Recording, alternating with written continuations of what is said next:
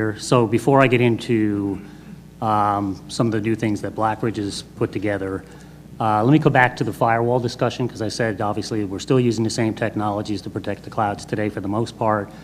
And I'm not saying in any way that that's wrong, but some of the things that make a cloud environment unique, some of the additional challenges, again, I'll go back to the fact that it's a virtual, in many cases, a virtual environment.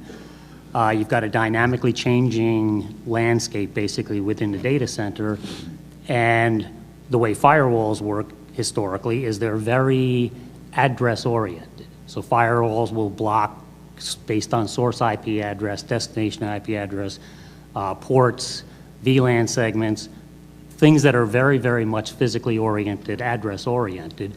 So when you take a firewall and you're trying to protect a virtual environment, one of the challenges we have is if that environment's being reconfigured by a VMware kind of a solution, how do you know that the firewall is keeping pace with that?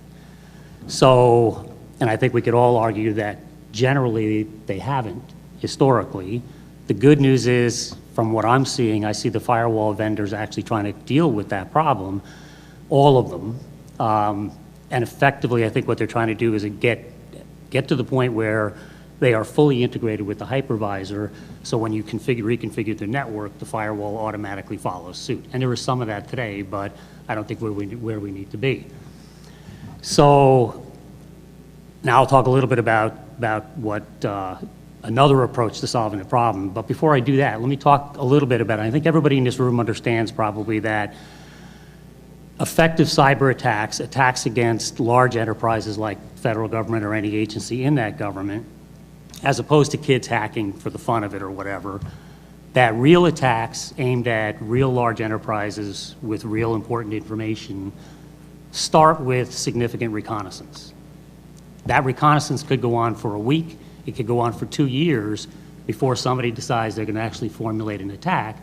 And it's through this reconnaissance that's gone over a period of time that a true, very specific attack can be formulated to go after whatever they're going after. So I want to talk a little bit about it.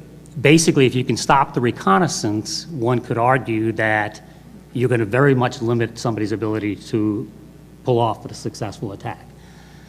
But to do that, let me talk about something that actually goes back to my prior life, and I think something that everybody in this room would understand. I want to talk about life before caller ID at your home. So life before caller ID, and I was there, the way you would have to deal with your telephone at home is the phone would ring. You really didn't have any choice but to pick it up to find out who was on the other end, right? No caller ID. It could be an important call. You pretty much had to pick that phone up. Once you pick the phone up, whoever's on the other end starts to do reconnaissance on you immediately. One, they know you're home. Two, maybe they hear your kids in the background. Maybe they hear your wife or husband in the background. Whatever's going on, they're doing reconnaissance on you. There's nothing you can do to stop it because you picked the phone up. All right. So the way we then introduce caller ID, now we have a choice. So I hear the phone ring, I look at the caller ID, I make a determination that I don't know who you are, I'm not interested in talking to you because I don't know who you are, and most importantly, I certainly don't want to pick you up if you're a stranger and have you start to do reconnaissance on my home. All right, so that's what we did with caller ID. Now, how do you convert that into what we're talking about here, or the networking environment? Well, the way networking works basically, to try to parallel with the telephone example, is fundamentally working with TCP/IP. So TCP/IP is the underlying protocol that allows two computers to talk to each other. TCP/IP is a wonderful protocol. It's been around for 30 years. It is the basis on a global basis of how we make the internet work, basically. It's a wonderful protocol because it does what it's supposed to do. It doesn't ask questions. If you ask for a session with a server over TCP/IP, you ask for a TCP/IP session, that protocol will establish it. And it does that with a 3-packet handshake. So it doesn't do it instantaneously. It starts with the first packet for a request, called a SYN packet. That server will respond back with a SYN acknowledgement, and then there's an acknowledgement of that acknowledgement. After those 3-packet handshake, you now have that session established. And again, TCP does it. In other words, what it doesn't do is ask a question, should I? Should I establish this session with who you are? Maybe you're an attacker. I don't know who you are, but in today's paradigm, it will. If I go back to the reconnaissance discussion, once you establish a TCP/IP session, people can start to do reconnaissance on your network. Significant, right? Once that session is established, you can run scans against the network. By the way, this is all at layer 2 of the stack. Firewalls, VPNs, intrusion detection systems all operate at layer 3 and above, which means all of this is happening before any of those traditional security devices are engaged. Once the session is up, you answering your phone at home, reconnaissance can begin. And you could probably be amazed at the amount of information that I can pull out of your network, everything about what your network looks like, what release levels you're on, what patches you have, what ports are open and available, what applications are running. I can do all of that before your firewalls ever engage, just because I've got a TCP/IP session set up. Now, the world has known that this has been a problem for 30 years since the inception of TCP/IP. And the reason why nobody's ever dealt with the problem is because you can't, right? To touch TCP/IP, which is the underlying protocol for the world, you would effectively probably break it. So people have shied away from solving the problem because the notion was you can't touch TCP/IP. So what this new technology can actually do is it breaks that paradigm.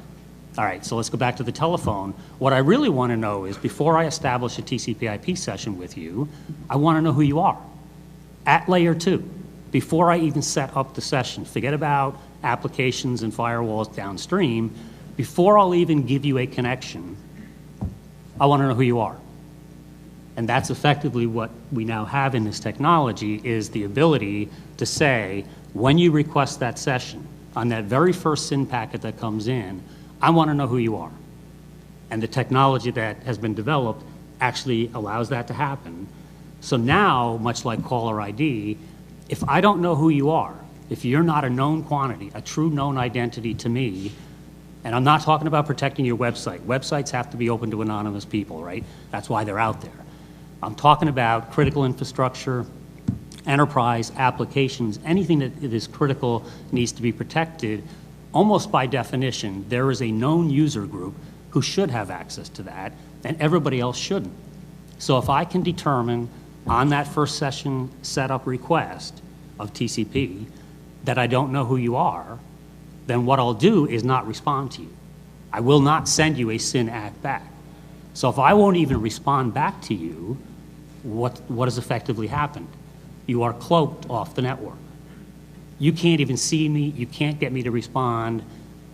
I don't exist as far as you're concerned for anybody except a known identity that we have authorized to have access to that.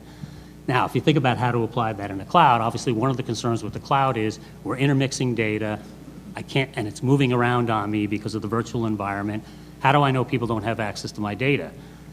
Well, if you think about what this new technology does, I've abstracted away the notion of address at all. I didn't talk about address at all. What I look for is an identity. If I know who you are and you are supposed to have access to that resource you're asking for, I frankly don't care where it is. I'm not protecting it anymore based on the address it's at or the physical VLAN that it's on, which is the way firewalls work. I'm saying I'm going to protect it based on your identity. If you're not a person who should have access to it, I'm not going to block you at the firewall. I'm not going to give you a TCP/IP session. And the difference between those two is I could block you at the firewall probably, but you've got a TCP/IP session up. Once you've got that, you've got reconnaissance on me. So we're backing up the security. We're doing two things. Stop it before you even get the connection. And second of all, don't do that based on addressing, do that based on identity. So in a nutshell, that's kind of what we're doing. And so now we know what cloaking is. That's what cloaking. That's cloaking.